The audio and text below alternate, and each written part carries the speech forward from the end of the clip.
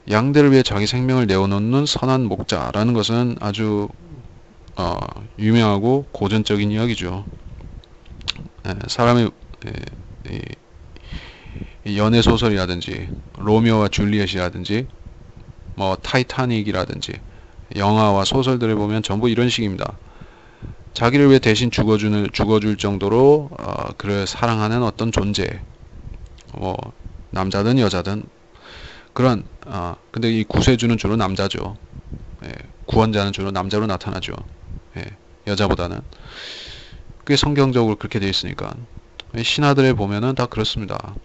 예, 그런 존재가 나타납니다. 근데 예수 그리스도 대신에 이 죄가 있는 신들인 것이요.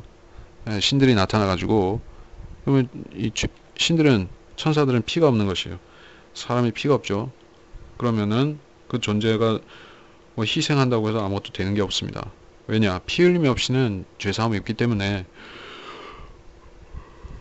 결국에 하나님께서 피를 흘려주셔야 하지만 죄가 용서되기 때문에 사람의 피로 한다든지 죄인인 사람의 피로 한다든지 피가 없는 천사가 우리를 위해 희생한다든지 그렇게 하면 아무 소용이 없습니다. 주님께서 죄 없으신 주님께서 하나님의 피로 오셔가지고 우리를 위해서 그 피를 쏟으시니까는 죄가 용서되었습니다. 예, 사꾼은 목자가 아니다. 양들도 자기 양들이 아니다. 이리가 오는 것을 보면 도망친다. 이 사꾼이 누구인가요? 하면 사꾼은 이 시대의 교황이죠. 교황이 지배할 양들이 있은 적이 있습니까? 있습니다. 모순이라고 생각할 수 있지만은 캐토릭 안에도 구원받은 사람들이 더러 있습니다. 한국에는 별로 없을 것 같지만은 저 미국이나 뭐 이런 데는 구원받은 캐토릭 신자들이 있습니다. 있어요. 그런 사람들은 우상 목자 밑에서 고생하는 거죠. 예, 이 목자가 아닌 목자 밑에서 쏘가가지고 이 거짓교회에 속해 있는 것이죠. 구원받은 사람들이에요. 근데 그런 사람들은 이 목자에게 착취당한 사람들인 것이죠. 예, 불쌍하게. 그래서 그 사람들을 전혀 이 울타리가 돼서 보호막이 돼서 지켜주지를 않습니다. 교황이 그런 존재예요. 그러니까 뭐 2차 대전 때, 세계 대전 때 그런 일이 있었다고 하죠. 이 나치 군대가 이 그 로마에서 자기 그 유대인들을 잡아갔죠. 그때 당시 무솔리니 이자가 유대인 박해는 그렇게 안 했습니다. 예, 안 하다가 그 무솔리니가 몰락하고 그 나치 군대가 그 이탈리아를 장악했죠. 그래가지고 유대인들을 이렇게 포로로 잡아가기 시작했습니다. 그때 이 교황청의 보호 아래에 있던 유대인들이 있었어요. 몇백 명인가. 그래서 그 사람들을 잡아가서 죽이려고 하는데 교황은 안 지켜준 것이에요. 안 지켜준 것이요. 그러니까는 그 사람들 그러니까 그 얘기가 뭐냐면은 이 카톨릭이라는 이 집단은 자기네 사람들을 뭐 되게 아끼는 것 같죠. 근데 사실은 그게 일종의 여왕벌을 중심으로 한 그런 모계사회, 그런 짐승의 그 모계사회 같은 것이요. 그러니까 이 우두머리의 그런 생존, 이익을 위해서는 이 꼬리는 사정없이 잘라버리는 조직입니다. 그래서 무가치하게 막 희생시키는 것이에요. 그 종교 전쟁, 종교개혁 시대의 그런 전쟁들에서는 그런 것이 더 많이 나타났었습니다. 그러니까 그 안에 속해 있는 사람들은 자기들이 대단히 귀한 뭐 그런 존재인 걸로 생각하지만은 하나의 소모품인 것입니다. 예, 지켜주지 않는 소모품인 것이에요.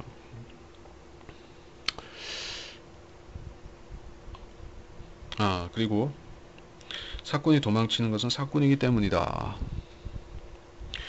그리고 14절에 나는 선한 목자라 나는 내 양들을 알고 내 양들도 나를 안다. 안다는 것은 사랑한다는 뜻이 있습니다. 성경에서 15절에 양들을 위해 자기 생명을 내놓는다. 이것은 갈보리 십자가에 대한 함축적인 말씀입니다. 십자가에서 양들을 위해 생명을 내어놓는 주님의 사랑이 증명이 된 것입니다. 예, 십자가를 모르면 하나님의 사랑을 알 수가 없고, 십자가를 모르면은 성경을 알 수가 없습니다. 그러니까 십자가를 건너뛰어서 다른 거로 가라고 하면은 아무것도 알 수가 없습니다.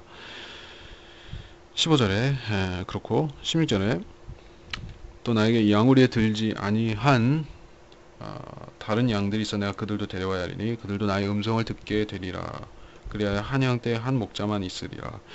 이로 인하여 내 아버지께서 나를 사랑하시라니 이는 내가 생명을 다시 얻기 위해 나의 생명을 내어놓기 때문이니라. 아무도 생명을 내게서 빼앗을 자가 없으나 내 스스로 그것을 내어놓느니라.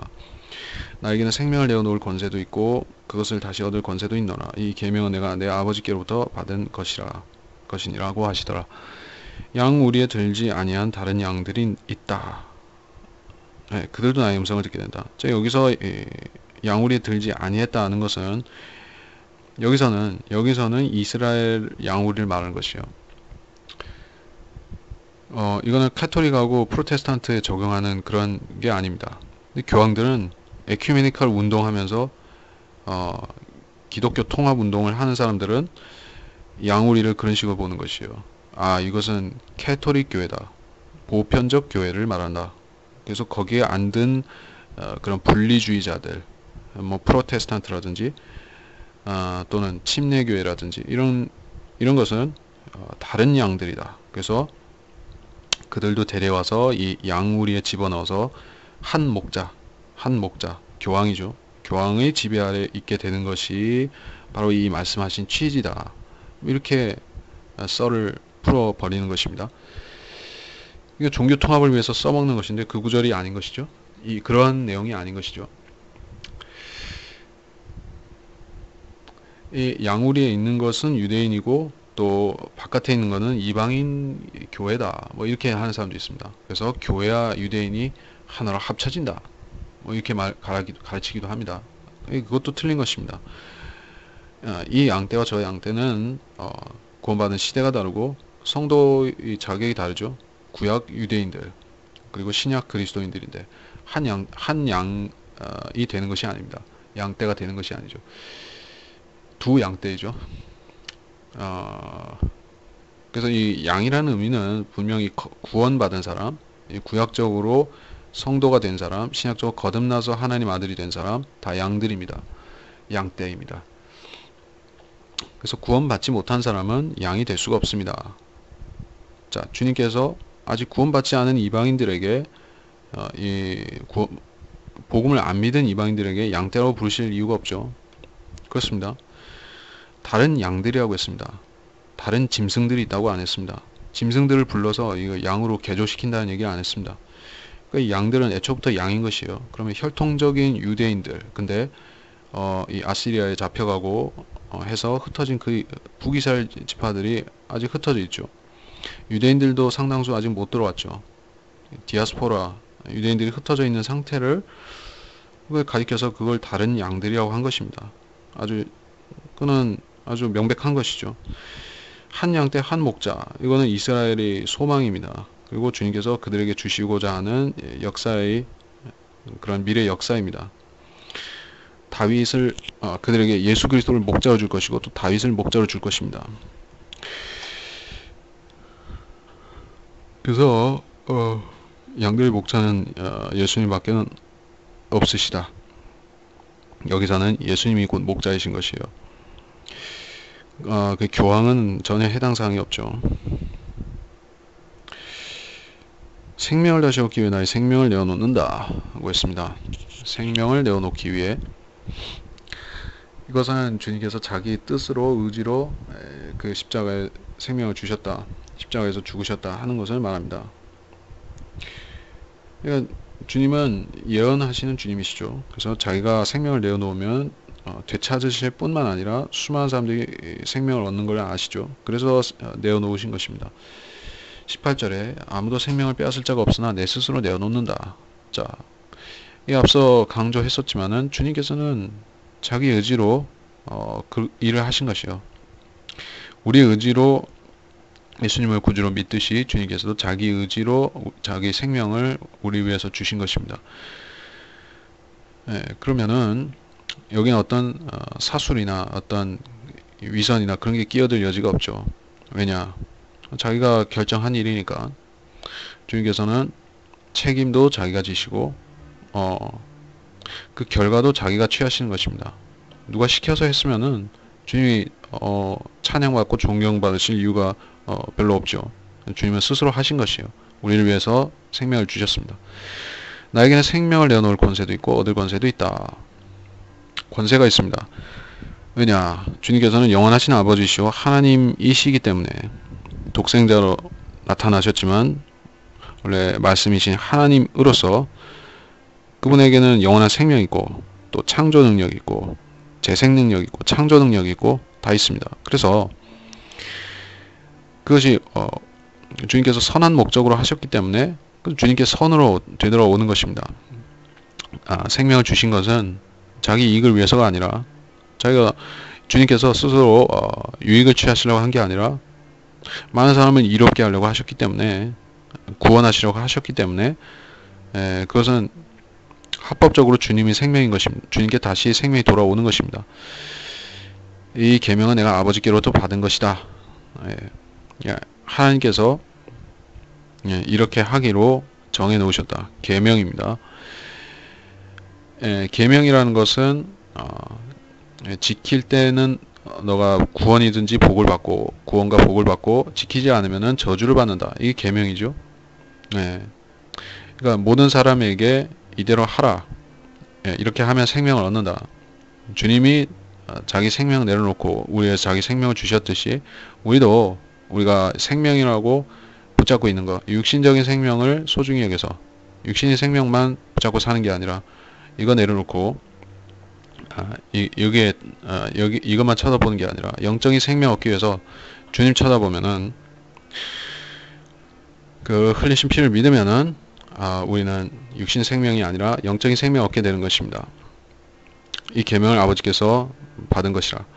19절에 그러므로 이 말씀들로 인하여 유대인들 중에 다시 분열이 생기더라. 그때 그들 중 많은 사람들이 말하기를 그는 마귀 들리고 미쳤는데 어찌하여 너희는 그의 말을 듣느냐도 하며 또 다른 사람들 말하기를 이 말을 마귀 들린 사람 자의 말이 아니라 마귀가 소경의 눈을 뜨게 할 수 있느냐고 하더라.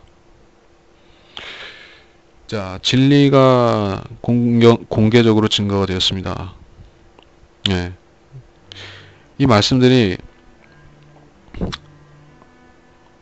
분열을 가져왔는데 진리는 통합이 아니라 분열을 가져옵니다. 이게 아이러니한 사실이라는 것이죠. 사람들은 성경에서 항상 이런 진리 말씀들을 공부합니다. 내가 세상을 화평케 하려는 게 아니라 대적하게 하고 나뉘게 하려고 왔다 말씀하셨습니다.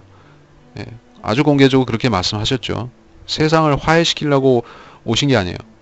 그러니까 거듭난 사람은 하나님과 화해하게 됩니다. 세상과 화해하는 것이 아니라 하나님과 화해하게 됩니다. 이것이 중요합니다. 세상과 죄인을 화해시키는 게 아니에요.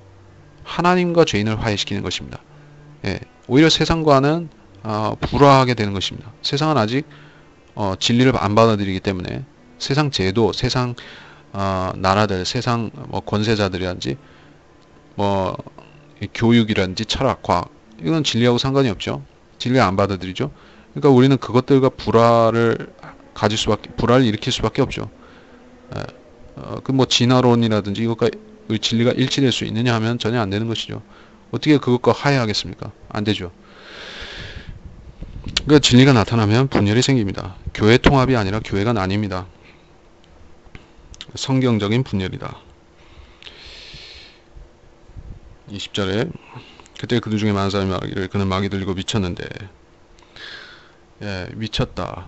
이게 합리적인 반박이냐 하면은 비논리적이죠. 이것이 미친 사람이 말이냐 마귀 된 사람이 말이냐 21절에서 당연히 반박이 나오는 것인데 그러니까 이 진리를 가르치는 사람들을 성경대로 믿는 사람들을 박해하다가 안 되면은 결국에 이 말이 나오게 되는 것입니다. 이 제독교 애들이 그 목사들이 성경대로 믿는 사람들을 박해하고 비방하고 하다가 결국에 박해할 말도 떨어지고 뭐 비방할 재료가 더 이상 없으면은 그때는 미쳤다고 하죠. 왜 미쳤느냐? 늘 말씀에 미쳤다. 그렇게 된 것이죠. 성경을 우상이라고 한다. 성경을 우상시한다. 킹 제임스 성경만 믿는다. 그러니까 성경 숭배한다. 뭐 이렇게 만드는 것이죠. 그러면 미쳤다는 것이요. 아닙니다. 그렇게 하는 것이 정상적이고 그렇게 안 하는 것이 뭐 이상한 것입니다. 그게 도운 것이죠. 돌았다. 미쳤다는 것은 이게 한 바퀴 돌아서 정상으로 가면 상관없는데 미쳤다는 것은 미쳤다는 것은 한 군데 꽂혔다는 것이죠. 가서는 안 되는 방향에 꽂혀 있는 것이요. 성경에 미쳤으면은 사람은 지극히 정상적인 사람입니다.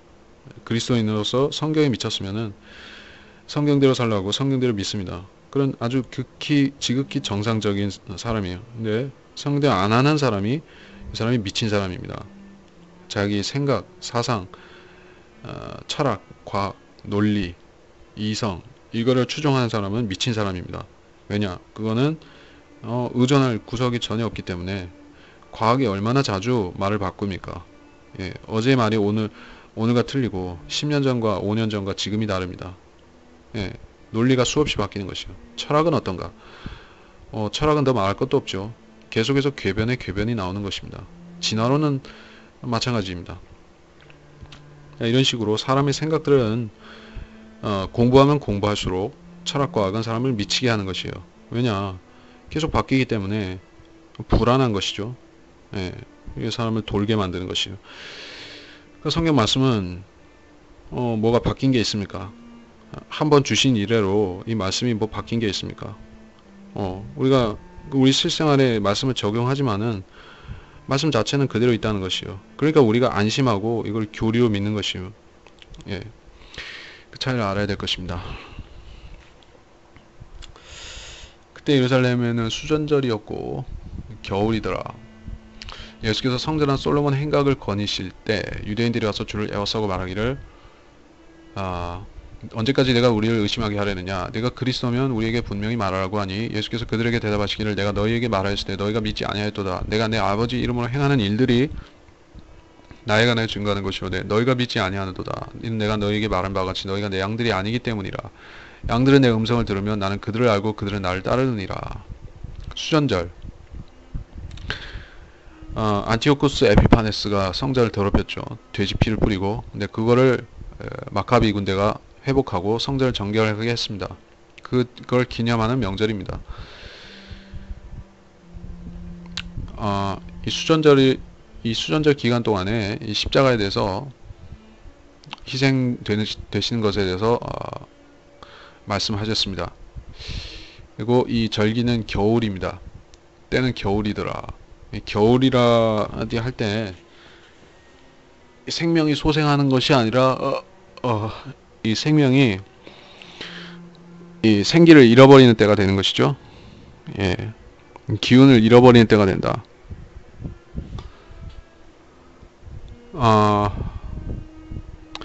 그래서 이 절기 겨울이라는 것은 대환란을 암시하는 것이죠. 그래서 좋은 시절은 갔다. 그리고 이제 조금 있으면은 이 진리 말씀이 증거되는 것도 얼마 남지 않았다. 그래서 이 마지막으로 주시는 말씀입니다. 그래서 이 말씀을 안 받았던 사람들은 결국에 영원히 말씀을 믿을 기회를 잃어버린 것입니다.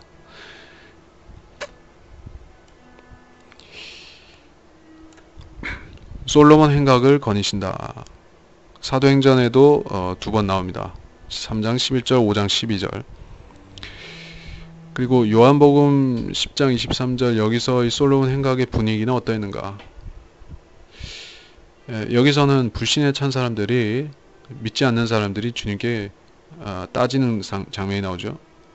사도행전에서는 사람들이 여기서 예수님을 믿습니다. 그리고 행각에 모인 사람들은 이 기적에 놀라죠. 그러니까 이 분위기가 그렇게 반전된 것입니다. 24절에 유대인들은 주님이 하나님이란 사실을 계속 말씀하셨는데도 믿지 않고 계속 또 대답하라고 강요하고 있습니다. 그만큼 이게 불신입니다. 이런 그 불신이 계속 되니까 주님께서는 더 공개적으로 말씀을 안 하십니다. 이미 믿지 않기로 마음에 작정한 사람들에게 계속 말씀하시지 않는 것이에요. 하나님의 공의와 은혜는 이 점에서 분명히 말하는 것이, 우리가 진리를 안 받아들이는 사람들에게 하나님께서 말씀하시는 것도 정해진 때가 있다는 것이요. 노아를 통해서 120년 동안 이 사람들을 회개하도록 인도하셨는데 회개를 결국 안 했기 때문에 하나님께서는 홍수를 보내신 것과 마찬가지로 3년 반 동안에 많은 기적들을 보이시고 또 말씀을 가르치셨는데도, 그리고 자기가 하나님이시라는 사실을 보여주셨는데도 그들이 안 믿었으니까는 이제 그 시절은 끝나는 것입니다. 사람들은 항상 기회가 있다, 아직 기회가 있다 생각하지만은 기회라는 것은 하나님께서 허락하시는 동안만이 기회인 것이요. 그래서 그 시간이 지나버리면은 아주 곤란해지는 것입니다. 믿기 어렵게 되는 것이죠. 내 아버지 이름으로 행하는 것이 내 일이다. 성경을 통해서 주님이 하시는 기적들이 주님이 하나님이라는 사실을 증명하죠. 근데 그들은 안 믿었습니다. 안 믿는 이유가 무엇인가? 그 혈통적인 유대인들이 양이기는 하지만은 그것은 영적으로도 양이어야만 되는 것이, 영적으로 양인 그러한 증거들이 있습니다. 그것은 율법을 지키는 사람들은 모두 예수님이 그리스도라는 것을 인정하게 되는 것이죠. 이들 율법을 지키는 사람들이 아니었습니다. 율법 정신 그걸 지킨다는 게 아니라 율법을 지키는 사람들, 율법을 가식이 아니라 진짜로 지키는 사람들은 자기가 죄인인 것을 뼈저리게 느끼고, 율법을 지키려고 노력하면 노력할수록 참 좌절감과 함께 자기 죄를 해결해 줄 그 그리스도를 기다릴 수밖에 없죠. 그래서 그렇게 그 간절한 마음으로 기다리는 사람들은 오신 예수님을 믿었던 것이고, 율법을 안 지키는 사람들은 거짓말을 신뢰한 것입니다. 27절, 양들은 내 음성을 듣고 나는 그들을 알고 그들은 나를 따른다. 음성을 듣는다. 음성은 하나님 말씀, 성경을 말하는 것이죠. 성경을 믿는 사람은 하나님께서 아시고 그들도 하나님을 압니다. 그러니까 진리는 이렇게 단순한 것이에요. 그러니까 성경 숭배자라, 성경대로 믿는 사람, 성경대로 믿는 그리스도인, 성경대로 믿는 침례교도를 세상 사람들은 뭐라고 하느냐? 성경 우상숭배다. 성경만 옳다고 한다. 저 사람들은 자기들만 그 고집불통 성경만 옳다고 한다. 그렇게 하는데, 그렇게 믿는 것이 바로 구원받은 사람의 특징입니다. 그 사람이 예수님께 속했다는 증거가 무엇이에요? 누군지 그냥 예수님을 내 구주라고 고백만 하면 그 증거가 충분한 것인가? 예수님 구주라고 하면서 성경을 안 믿으면 어떻게 되는 것인가? 그 사기를 치는 게 될 수가 있는 것이죠. 왜냐하면은 이 두 가지 서로 하나로 결합되어 있으니까 성경을 믿는 것과 예수님을 구주로 믿는 것과 나눌 수가 없습니다. 예수님을 구주로 믿었으면은 바른 성경을 믿어야 되는 것이에요. 안 믿고 성경 필요 없다. 난 성경이 필요 없다. 그냥 예수님만 믿는다. 이렇게 성립될 수가 없다는 것이에요. 왜냐? 성경이 예수님이 말씀이니까 둘이 될 수가 없는 것이에요. 28절부터 내가 그들에게 영생을 주노니 그들은 영원히 멸망하지 않을 것이며 또 아무도 나의 손에서 그들을 빼앗지 못할 것이니라. 그들을 나에게 주신 나의 아버지는 만유보다 더 위대하시니 아무도 내 아버지 손에서 그들을 빼앗아갈 수 없느니라. 나와 내 아버지는 하나니라 고 하시니. 자, 이게 구원의 보장에 대한 말씀이죠. 우리한테 영적으로 적용한다는 얘기입니다. 교리적으로 문자적으로 그렇게 되는 게 아닙니다. 손에서 빼앗아간다. 손에서 빼앗지 못한다. 이걸 우리가 문자적으로 할 수 있습니까? 자, 그걸 생각해 보자는 것이죠. 예수님이 손에 붙잡혀 있기에 아무도 거듭난 성도를 뺏어갈 수 없습니다. 영적으로 그렇다는 것이에요. 예, 주님께서 우리를 붙들고 계시죠. 우리는 손을 놓을 수가 없습니다. 주님이 붙잡고 계시기 때문에 놓을 수가 없습니다. 그리고 또한 교리적으로 말해서 이 신약 서신서에서 고린도전서에서 보면 12장에 그렇게 나옵니다.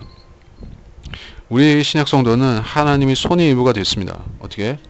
우리가 거듭났을 때 예수님이 몸 안으로 침례를 받았기 때문에 우리는 완전히 그분 몸 안으로 들어갔습니다. 예, 지체를 형성한 것이요. 그러면 우리는 예수님의 손에 붙잡혀 있기도 하거니와 손 자체가 되면은 그러면 더 확실한 것이죠. 예수님 몸에서 빠져나갈 수가 없습니다. 그러니까 우리 구원이 그게 확증이 되는 것이요. 영생을 이미 소유한 것입니다. 29절에 아무도 내 아버지 손에서 그들을 빼앗아갈 수 없느니라. 28절에서는 나의 손, 29절에서는 내 아버지 손 이렇게 말씀했습니다. 예수님의 손과 아버지 손은 같은 손이죠. 왜냐하면 아버지는 불멸하시는 혼이니까 아버지 손이 사람들한테 어떻게 나타납니까? 예수님의 손이 아버지 손이죠. 예, 그 얘기를 한 것입니다. 그 또한 이 구약에서 보면 하나님의 손, 오른손, 오른팔 그는 예수님을 상징하는 것입니다. 그러니까 결국에 예수님한테서 아무도 아버지 손은 곧 예수님이니까 예수님한테서 아무도 거듭난 사람 뺏어갈 수가 없습니다. 30절에서 나와 내 아버지는 하나니라 삼위체죠. 그리고 나는 곧 나니라 I am that I am 출애굽기에서 그 가시떨기 사이에서 나타나셨을 적에 불꽃 가운데 나타났을 적에 I am that I am 나는 곧 나니라. 예, 그렇게 자기 절대적인 존재를 확정해 주시는데 아버지와 아들 예수 그리스도는 능력과 역사하심과 그러한 사랑과 은혜가 하나로 일치한다. 뭐 그 말씀 이상으로 구분이 안 된다는 것이죠. 예수님이 그런 분이지 아버지가 그런 분이지 너무 똑같기 때문에 하나이기 때문에 우리가 이 삼위일체라는 것은 그래서 신비인 것입니다. 분명히 세 인격이 존재하기는 하는데 만약 그분이 우리 안에 눈앞에 나타나시면은 예수 그리스도를 우리가 보게 된다면 육신으로 앞으로 그래 보게 되겠지만 그게 보게 되면 우리가 이분이 아버지 하나님인지 이 아들 하나님인지 구분이 잘 안 가죠. 왜냐하면 너무 하나이시기 때문에 이 보이지 않는 하나님께서 불면하신 혼께서 육신으로 나타나셔서 예수님이기 때문에 우리가 보면은 이분이 하나님 아버지인지 아들인지 잘 모르죠. 하나이기 때문에. 자, 이 세상 이 종교심으로 기독교를 받아들였다고 하는 사람들이 삼위체를 믿을 수 있느냐? 뭐 이 삼위체가 어떤 공회에 의해서 뭐 확정된 교리냐 하면은 그게 아닌 것이죠. 성경을 믿는 사람, 신약 성경을 가진 사람, 믿는 사람, 킹제임스 성경을 믿는 사람은 삼위체를 안 믿을 수가 없습니다. 왜냐하면은 이 개혁 성경에서 삭제된 삼위체 구절들이 얼마나 많이 있습니까? 그리고 예수님이 하나님이라는 사실을 못 믿게 하기 위해서 얼마나 성경을 바꿔놨습니까?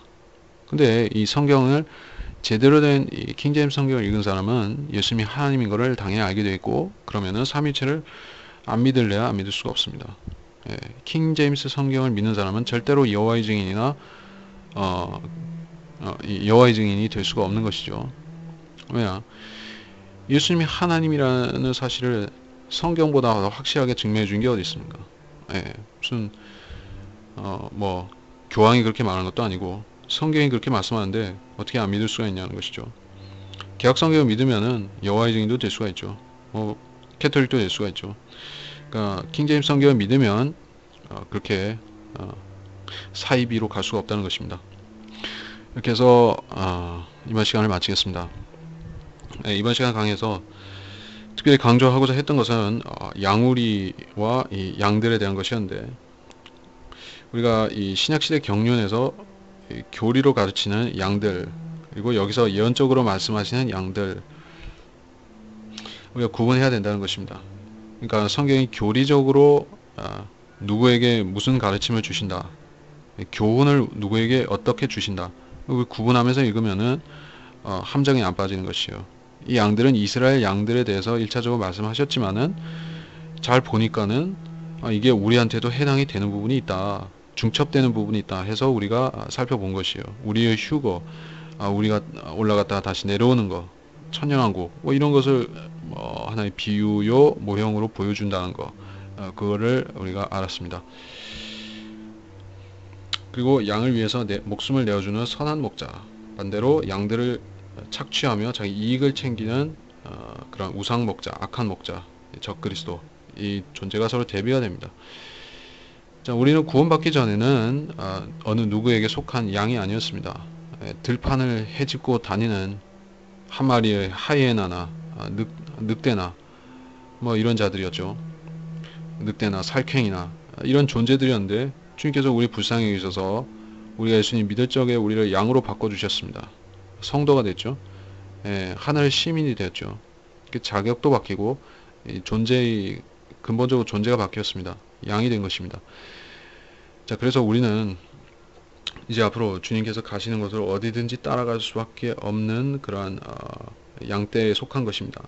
이 양떼가 교회라고 불리는데 이 양떼는 단순히 목자가 기르고 기르는 그러한 문자 그대로 양떼가 아니라 주님의 몸에 속한 그러한 양떼인 것입니다. 양떼가 곧 주님이고 주님 몸이고 주님 몸이 곧 그 사람들입니다. 그런 특수한 관계가 된 것이요.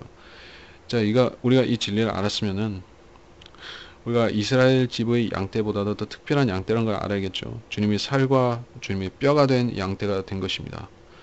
주님의 손에 속한 자들이 된 것이요. 주님의 손에 잡혀 있는 유대인들보다도 주님의 손이 된 게 더 위대한 그런 신비죠. 우리 그런 구원을 얻었다는 사실을 깨닫는 시간이 되었으면 합니다. 그러면 이번 시간을 마치겠습니다. 하나님 아버지, 이번 시간을 통해서 위대한 영적 진리를 계시해 주셨습니다. 유대인들이 주님을 배척했는데 배척한 그들은 주님이 하나님의 아들이라는 사실을 믿지 못했기 때문에 결국에 그들이 아무리 많이 성경을 읽었다 할지라도 소경일 수밖에 없었습니다. 오늘날에도 성경을 여러 독하고 수십 독하고 필사도 하고 휴지에다가 쓰고 이런 사람들이 있습니다. 먹으로 쓰고 이렇게 해가지고 전시도 하는 사람들이 있습니다. 개역 성경을 가지고 그렇게 합니다. 근데 그 사람들이 진리를 알았느냐 하고 보면은 아무것도 알지 못하고 구원도 못 받는 사람들이 수두룩합니다. 그러나 주님, 우리한테는 이 소중한 복음 알려주셔서 아들의 피를 흘려서 우리 죄를 구속하시고 우리를 구원시키신 그 사실을 우리가 감사드립니다. 은혜 이제 주님의 팔이요 손이요 지체가 되어서 주님의 아끼시는 양떼가 되었습니다. 이 신약교회 이 양떼에 속한 자가 되게 하셨습니다. 우리한테 주신 이 구원은 주님께서 피 흘려서 쟁취하신 구원이요 우리한테 주신 것은 천하보다 더 귀하고 값진 것이라는 것을 알았습니다. 우리는 주님이 가장 소중한 것을 받았기에 그것을 값없이 또한 세상 죄인들에게 나눠줄 수 있어야만 됩니다. 그래서 우리가 이 말씀을 통해서 주님께서 자기 뜻으로 순서에 주님이 뜻으로 우리의 생명을 주신 것을 알고 우리도 우리 결정으로 뜻으로 이 세상의 죄인들을 유익을 위해서 이 육신을 바쳐서 그들이 생명을 다시 얻도록 하는 일에 쓰임받을 수 있게 해주시길 원합니다. 감사드리며 위대하신 주 예수 그리스도의 이름으로 기도했습니다. 아멘.